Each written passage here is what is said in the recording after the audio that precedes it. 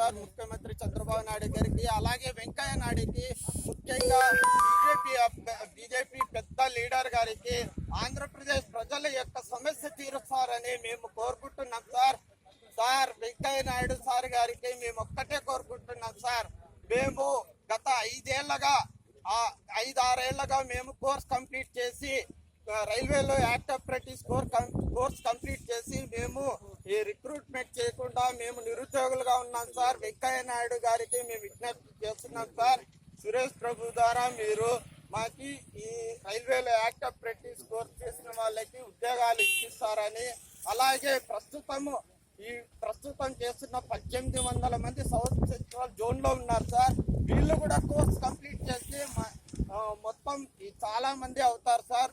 కనుక కొద్దిగా మమ్మల్ని రిక్రూట్మెంట్ చేసుకుంటే రైల్వేకి ఎంతో సమస్య తీరుతుంది. మేక్ ఇన్ ఇండియా అంటున్నారు. మేక్ ఇన్ ఇండియా అంటే ఏంటి సార్? కార్మికులు ఉంటేనే కదా సార్ మేక్ ఇన్ ఇండియా. పరిశ్రమల ద్వారా మేక్ ఇన్ ఇండియా వస్తుందా సార్? పరిశ్రమలు ఏంటి సార్? పరిశ్రమలు డబ్బులు పెడతాయి సార్. మేక్ ఇన్ ఇండియా అంటే కార్మికులు లేదే మేక్ ఇన్ ఇండియా వస్తుందా సార్? మేక్ ఇన్ ఇండియా అంటున్నారు, మళ్ళీ యాక్ట్ అప్రెంటిస్ కడుపు కొడుతున్నారు. 5-6 ఏళ్ళు ఇంతమంది యువత నిరుద్యోగులు ఉన్నారు. ఆల్ ఇండియా లెవెల్లో 18,000 మంది ఉన్నారు సార్.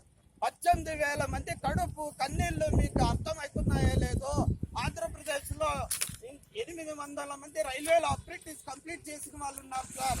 దయచేసి చంద్రబాబు నాయుడు గారికి, వెంకయ్య నాయుడు గారికి ఆంధ్రప్రదేశ్ రైల్వే అప్రెంటిస్ తరఫున మేము కోరుకునేది, సురేష్ ప్రభు గారికి మా విన్నపం సార్. రైల్వే అప్రెంటిస్ కంప్లీట్ చేసిన వాళ్ళకి ప్రతి ఒక్కరికి జాబ్ ఇప్పిస్తారని మేము ఆతృతతో ఎదురు చూస్తున్నాం sir. Thank you sir. All India railway act apprentice association, all India act apprentice association zindabad జోన్, జిందాబాద్ జోన్, టిఆర్ఎస్.